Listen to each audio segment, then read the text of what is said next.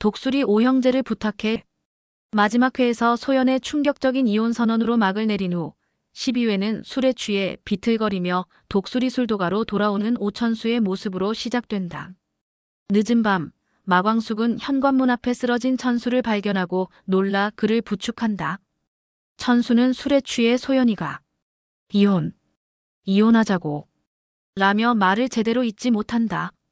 광숙은 천수를 거실 소파에 눕히고 물을 가져다 주며 무슨 일이 있었는지 묻는다. 천수는 술 기운에 모든 이야기를 털어놓기 시작한다. 다음 날 아침, 공주실은 소파에서 자고 있는 천수를 발견하고 놀란다.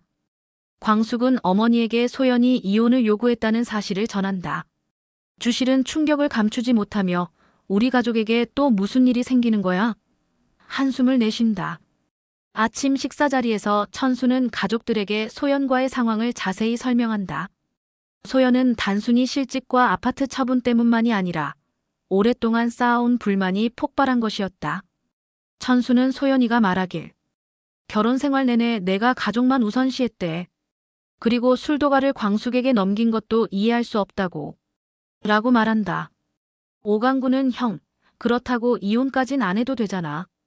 한 번 더 대화해봐 라고 조언하지만 천수는 소연이가 변호사까지 만났대. 이미 마음을 완전히 정한 것 같아 라며 좌절감을 드러낸다. 식사 후 오강수는 첫 출근 준비를 한다. 그는 긴장된 모습으로 옷을 여러 번 갈아입고 헤어스타일을 바꿔보며 거울 앞에서 연습한다. 안녕하세요. 독수리 술도가의 새 식구 오강수입니다. 이런 모습을 본 광숙은 웃음을 참지 못한다. 술도가에 도착한 강수는 직원들에게 자신을 소개한다. 직원들은 처음에는 당황스러워하지만 강수의 친화력 있는 모습에 곧 마음을 연다. 광숙은 강수에게 기본적인 업무를 가르치기 시작하지만 강수는 실수를 연발한다. 주문을 받다가 메뉴를 혼동하고 음료를 나르다가 쏟기도 한다.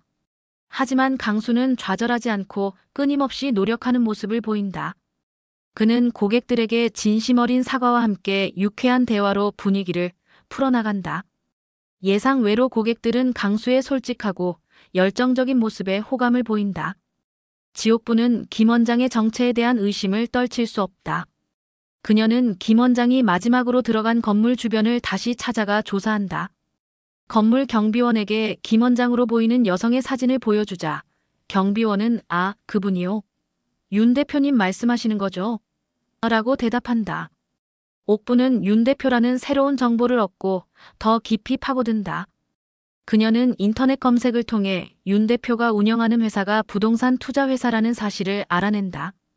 더 조사해보니 그 회사가 최근 독수리 술도가 주변 부동산들을 매입하고 있다는 점이 밝혀진다. 옥부는 의심스러운 마음에 술도가로 돌아와 광숙에게 이 사실을 전한다. 언니, 그 김 원장이란 사람이 우리 술도가 주변 건물들을 매입하고 있어. 이건 분명 우연이 아닐 거야. 한편 김 원장으로 알려진 윤 대표는 비밀 회의실에서 부하 직원들과 만남을 갖는다. 독수리 술도가 주변 부동산 매입은 어떻게 진행되고 있지? 윤 대표가 묻자 직원은 90% 완료됐습니다.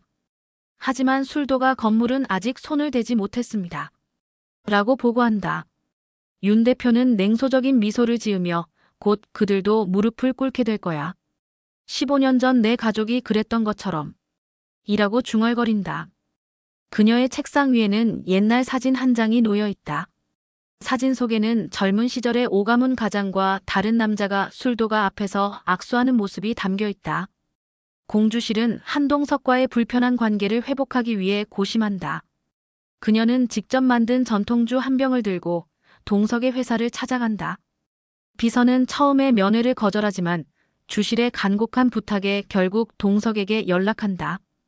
동석은 주실을 만나고 싶지 않은 기색이 역력하지만 예의상 그녀를 맞이한다.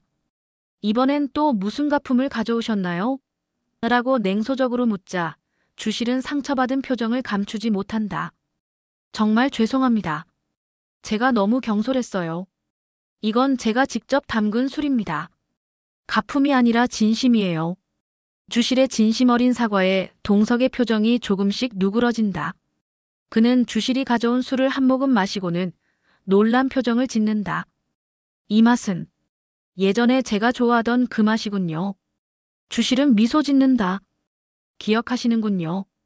15년 전 처음 만났을 때 제가 대접했던 그 술입니다. 두 사람 사이에 잠시 침묵이 흐르고 과거의 추억과 감정이 되살아나는 순간이 이어진다. 술도가로 돌아온 광숙은 어머니가 동석을 만났다는 사실을 알고 놀란다. 어머니, 또 회장님을 만나셨어요? 지난번엔 어떻게 됐는지 모르세요? 주실은 이번엔 달랐어. 우리가 화해했어. 사실 동석 씨와 나는 과거에 인연이 있었단다. 라고 고백한다. 광숙은 충격을 받고 더 자세한 이야기를 듣고 싶어 하지만 그때 술도가에 손님이 몰려와 대화는 중단된다. 저녁 영업시간 강수는 놀랍도록 빠르게 적응해 활기차게 일하고 있다. 그의 유쾌한 성격 덕분에 손님들의 반응도 좋아진다. 영업이 끝난 후 광숙은 강수에게 오늘 잘했어. 생각보다 적응이 빠르네. 강수는 기쁜 표정으로 형수님, 제가 생각한 아이디어가 있어요. 우리 술도가의 젊은 층을 더 끌어들일 방법이요. 라며 열정적으로 이야기한다. 강수는 전통주를 활용한 현대적인 칵테일 메뉴와 SNS 마케팅 전략을 제안한다. 광숙은 처음에는 의구심을 품지만 강수의 제안이 합리적이라는 점을 인정하고 한번 시도해 볼만 하겠네. 다음 날 소연이 갑자기 술도가에 나타난다. 모두가 놀란 가운데 소연은 냉정한 표정으로 가족회의를 소집해 주세요. 할 말이 있습니다. 급히 모인 가족회의에서 소연은 충격적인 요구를 한다. 천수 씨와 이혼을 결정했습니다. 그리고 위자료 대신 독수리 술도가의 지분을 요구합니다. 천수 씨가 가진 지분의 절반이요. 이 말에 모두가 경악한다. 천수는 소연아, 우리 다시 한번 생각해보자. 이혼까지 갈 필요 없잖아. 라고 애원하지만 소연은 단호하다. 15년 동안 당신 가족을 위해 내가 얼마나 참아왔는지 알아. 이제는 내 인생을 찾고 싶어. 공주실은 분노하며 우리 가족 일에 끼어들지 마세요. 지분은 꿈도 꾸지 마시고. 라고 소리친다. 강구는 형수님, 너무하신 거 아닙니까? 형이 얼마나 고생했는데. 라며 비난한다. 하지만 광숙은 침착하게 모두 진정하세요. 소연 씨의 입장도 이해해봐야 해요. 소연은 광숙을 노려보며 당신이 뭔데 중재를 해. 결혼 10일 만에 들어와서 술도가를 차지한 사람이 라고 공격한다. 광숙은 상처받지만 침착함을 유지한다. 저는 술도가를 차지한 게 아니라 지키고 있을 뿐입니다. 모두를 위해서요. 이 말에 소연은 비웃으며 일주일 내로 결정하세요. 아니면 법적 조치를 취하겠습니다. 라고 경고하고 자리를 떠난다. 소연이 떠난 후 가족들은 깊은 고민에 빠진다. 천수는 자책하며 내 잘못이야. 소연이가 이렇게까지 된 건. 중얼거린다. 강구는 형, 지분 주지 마. 우리 가족 사업인데. 라고 단호하게 말한다. 공주실은 이 모든 게 내 잘못이야.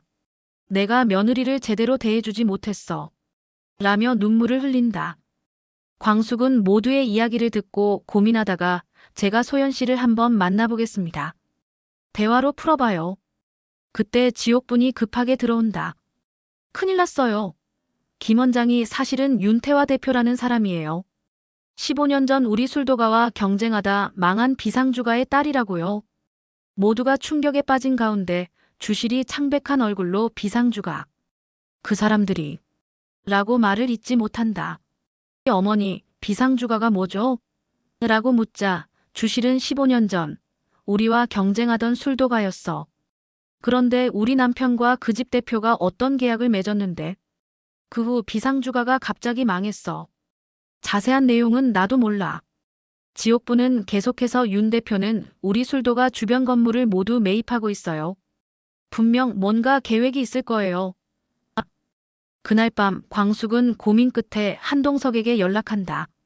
두 사람은 카페에서 만나 대화를 나눈다. 광숙은 비상주가와 윤 대표에 대해 물어보고 동석은 잠시 생각하다가 중요한 비밀을 털어놓는다. 15년 전 당신 아버님과 비상주가의 윤 대표는 사업 파트너였어요. 두 사람이 함께 새로운 전통주 브랜드를 만들려고 했죠. 하지만 마지막 순간에 당신 아버님이 계약을 파기했고 그로 인해 비상주가는 큰 투자 손실을 입고 망했습니다. 광숙은 충격을 받고 아버지가 왜 그랬을까요? 라고 묻는다. 동석은 정확한 이유는 나도 모릅니다. 하지만 그 당시 소문으로는 비상주가에서 독수리 술도가의 비법을 훔쳐가려 했다는 이야기가 있었죠. 광숙은 그럼 윤 대표가 우리 술도가를 노리는 건 복수? 라고 추측한다. 동석은 고개를 끄덕이며 조심하세요. 그녀는 15년 동안 이 순간을 준비해왔을 겁니다. 술도가로 돌아온 광숙은 가족들에게 동석에게 들은 이야기를 전한다. 모두가 충격에 빠진 가운데 갑자기 술도가 전화벨이 울린다. 광숙이 받자 상대방은 독수리 술도가 건물 소유주입니다. 다음 달부터 임대료를 2배로 올리게 되었음을 알려드립니다. 광숙이 놀라 갑자기 이게 무슨 소리예요? 라고 묻자 상대방은 건물 주인이 바뀌었습니다. 새 주인의 지시입니다. 전화를 끊자마자 광숙의 휴대폰으로 메시지가 도착한다. 발신자는 김원장윤 대표. 마 대표님, 임대료 소식 들으셨나요? 만나서 이야기 나눌 일이 있습니다. 내일 오전 10시 제 사무실로 와주세요. 광숙은 가족들을 향해 윤 대표가 우리를 코너에 몰아넣고 있어요. 임대료 2배면 우리 감당할 수 없어요. 천수는 이런 소연이와의 일도 해결하지 못했는데 라며 한숨을 내쉰다. 다음 날 아침 광숙은 소연을 만나기로 결심한다. 두 사람은 조용한 카페에서 마주 앉는다. 소연은 여전히 냉정한 태도지만 광숙은 진심을 담아 이야기한다. 소연 씨, 먼저 미안하다는 말씀 드리고 싶어요. 당신이 15년 동안 얼마나 힘들었을지 이해해요. 소연은 놀란 표정을 감추지 못한다. 광숙은 계속해서 지금 우리 술도가가 큰 위기에 처했어요. 과거 우리 가문과 원한이 있는 사람이 술도가를 노리고 있어요. 광숙은 윤 대표에 관한 모든 것을 설명하고 임대료 인상 소식도 전한다. 솔직히 말해서 지금 지분을 나눌 상황이 아니에요. 하지만 소연 씨의 요구가 부당하다고 생각하지 않아요. 당신은 15년 동안 이 가족을 위해 헌신했으니까요. 소연은 잠시 침묵하다가 그래서 뭘 제안하시려는 건가요? 라고 묻는다. 광숙은 일단 윤 대표 문제를 해결할 때까지 이혼과 지분 문제를 좀 미뤄주세요. 그리고 소연 씨가 원한다면 술도가에서 정식으로 일할 자리를 드릴게요. 당신의 능력을 인정하니까요. 소연은 잠시 생각하더니 일주일만 시간을 드릴게요. 그동안 윤 대표 문제를 어떻게 해결하는지 지켜보겠어요. 광숙은 윤 대표의 사무실을 찾아간다. 윤 대표는 우아한 미소로 광숙을 맞이하지만 그 눈빛은 차갑기만 하다. 마 대표님, 오랜만입니다. 아니, 이제는 정말 대표가 되셨군요. 광숙은 침착하게 임대료 인상건에 대해 협상하고 싶습니다. 윤 대표는 웃으며 협상은 없습니다. 하지만 한 가지 제안은 있죠. 독수리 술도가를 저에게 파세요.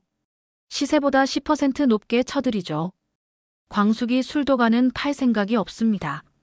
단호하게 대답하자 윤 대표는 표정이 차가워진다. 그럼 임대료 인상은 물론이고 앞으로 더 많은 어려움을 겪게 될 겁니다. 당신 가족이 15년 전 우리 가족에게 한 것처럼요. 광숙은 윤 대표의 원한이 얼마나 깊은지 실감한다. 과거에 무슨 일이 있었든 지금의 술도가는 많은 사람들의 생계와 연결되어 있습니다. 복수가 모든 것을 해결하진 않아요. 설득하지만 윤 대표는 들은 척도 하지 않는다. 술도가로 돌아온 광숙은 가족들에게 상황을 설명한다. 윤 대표는 절대 물러서지 않을 거예요. 우리가 새로운 방법을 찾아야 해요. 모두가 깊은 고민에 빠진 가운데 강수가 갑자기 일어선다. 제가 하나 제안해도 될까요? 강수는 자신이 생각해온 새로운 비즈니스 모델을 설명한다. 전통주의 가치는 유지하면서도 팝업 스토어와 온라인 판매 등 새로운 유통 채널을 개척하는 아이디어다. 이렇게 하면 건물 임대료에 덜 의존할 수 있어요. 처음에는 모두가 의아해하지만 강수의 설명을 들을수록 그의 아이디어가 실현 가능하다는 것을 깨닫는다. 광숙은 강수 씨, 정말 좋은 생각이에요. 당장 준비해봐요. 천수는 내가 영업 쪽을 도울게. 아직 남아있는 인맥이 있으니까. 라고 제안하고 강구도 내 회사 마케팅팀의 도움을 요청해 볼게. 주실은 감동의 눈물을 흘리며 우리 가족이 하나로 뭉치니 든든하구나. 그때 소연이 술도가에 들어온다. 모두가 긴장하는 가운데 소연은 저도 도울게요. 천수는 놀라 소연아 라고 묻는다.